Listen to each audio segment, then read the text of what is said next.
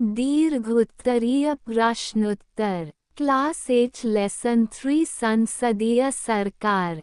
1. संसद के मुख्य कार्य कौन कौन से हैं? वर्णन करें। भारतीय संसद के मुख्य कार्यों को निम्नलिखित बिंदुओं में समझा जा सकता है। कानून बनाना। विधायी कार्य। संसद का सबसे महत्वपूर्ण कार्य देश के लिए कानून बनाना है। ये संघ सूची और समवर्ती सूची के विषयों पर कानून बनाती है। कार्यपालिका पर नियंत्रण। संसद विभिन्न तरीकों जैसे प्रश्नकाल, शून्यकाल, अविश्वास प्रस्ताव से मंत्रिपरिषद और सरकार की गतिविधियों पर नियंत्रण रखती है। वित्तीय कार्य। सरकारी खजाने पर संसद का पूर्ण नियंत्रण होता है। बजट पारित करना और कर टैक्स लगाने की अनुमति देना संसद का ही काम है। संवैधानिक कार्य। संविधान में संशोधन करने की शक्ति संसद के पास है। निर्वाचन संबंधी कार्य। संसद सदस्य राष्ट्रपति और उपराष्ट्रपति के चुनाव में भाग लेते हैं। 2. संसदीय सरकार की मूलभूत विशेषताएं लिखें। संसदीय शासन प्रणाली की प्रमुख विशेषताएं निम्नलिखित हैं। दोहरी कार्यपालिका। इसमें एक नामात्र का प्रमुख राष्ट्रपति और एक वास्तविक प्रमुख प्रधानमंत्री होता है। बहुमत दल का शासन। जिस दल को लोकसभा में बहुमत प्राप्त होता है वही सरकार बनाता है।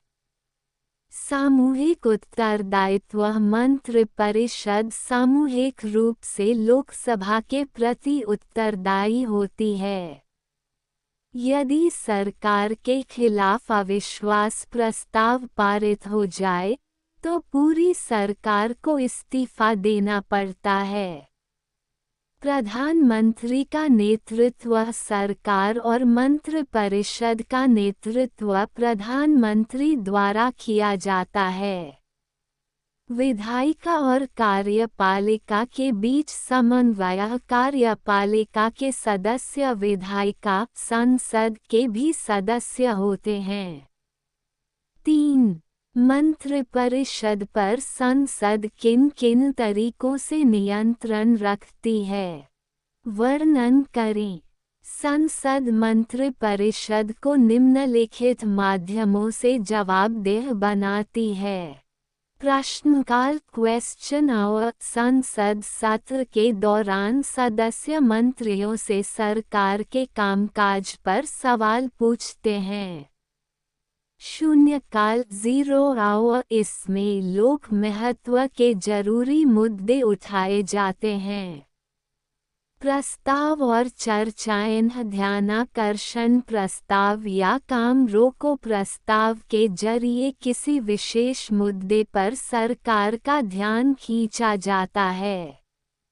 अविश्वास प्रस्ताव। No confidence motion. यदि लोकसभा सरकार के खिलाफ अविश्वास प्रस्ताव पारित कर दे तो मंत्रिपरिषद को त्यागपत्र देना होता है। ये नियंत्रण का सबसे सशक्त माध्यम है। 4. लोकतंत्र में कानून बनाने की प्रक्रिया में संसद की कैसी भूमिका होनी चाहिए? वर्णन करें। लोकतंत्र में कानून बनाने की प्रक्रिया में संसद की भूमिका अत्यंत महत्वपूर्ण और रचनात्मक होनी चाहिए। जनभावनाओं का सम्मान। संसद को ऐसे कानून बनाने चाहिए जो नागरिकों की जरूरतों और इच्छाओं के अनुरूप हों। विस्तृत चर्चा और बहस।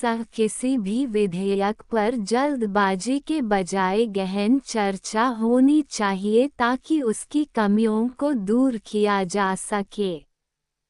समिति प्रणाली का उपयोग जटिल विषयों पर विधेयकों को संसदीय समितियों के पास भेजना चाहिए ताकि विशेषज्ञ राय ली जा सके।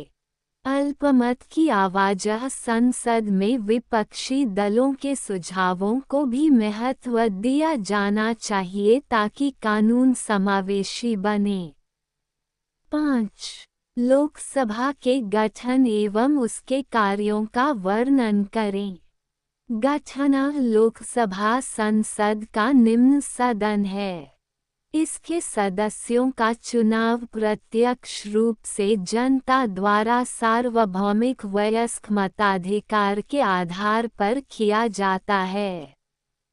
वर्तमान में इसकी अधिकतम सदस्य संख्या 550 हो सकती है। इसका कार्यकाल सामान्यतः 5 वर्ष का होता है। कार्य: कानून निर्माण, साधारण और धन विधेयकों को पारित करना। वित्तीय नियंत्रण: बजट और धन विधेयक केवल लोकसभा में ही पहले पेश किए जा सकते हैं। सरकार बनाना और हटाना: सरकार तभी तक बनी रहती है जब तक उसे लोकसभा का विश्वास प्राप्त हो। 6. भारत में संसदीय सरकार अपनाने के मुख्य कारणों का संक्षेप में वर्णन करें। भारत ने संसदीय प्रणाली को निम्नलिखित कारणों से चुना। ऐतिहासिक अनुभव: ब्रिटिश काल के दौरान भारतीय इस प्रणाली से परिचित हो चुके थे। उत्तरदायित्व को प्राथमिकता: संविधान निर्माता चाहते थे कि कार्यपालिका सरकार हमेशा जनता के प्रतिनिधियों के प्रति जवाबदेह रहे। विधायिका और कार्यपालिका में टकराव रोकना: इस प्रणाली में दोनों के बीच सहयोग बना रहता है, जो भारत जैसे विविधतापूर्ण देश के लिए जरूरी था। निरंकुशता से बचाव: इसमें शक्ति एक व्यक्ति के हाथ में न होकर मंत्रिपरिषद में निहित होती है। 7. भारतीय लोकतंत्र में प्रतिनिधियों के चुनाव तक ही क्या आम लोगों की भागीदारी सीमित होती है? स्पष्ट करें। नहीं, भारतीय लोकतंत्र में आम लोगों की भागीदारी केवल चुनाव तक सीमित नहीं है। चुनाव के बाद भी नागरिक निम्नलिखित तरीकों से सक्रिय रहते हैं: जनमत तैयार करना, सोशल मीडिया, समाचार पत्रों और विरोध प्रदर्शनों के माध्यम से लोग सरकार की नीतियों की आलोचना या समर्थन करते हैं। सूचना का अधिकार: आरटीआई नागरिक सरकार के कामकाज की जानकारी मांगकर उसे जवाबदेह बनाते हैं। ग्राम सभा और स्थानीय निकाय: स्थानीय स्तर पर लोग विकास कार्यों के निर्णयों में सीधे भाग लेते हैं। दबाव समूह: विभिन्न संगठन और एनजीओ सरकार पर विशेष नीतियों के लिए दबाव डालते हैं।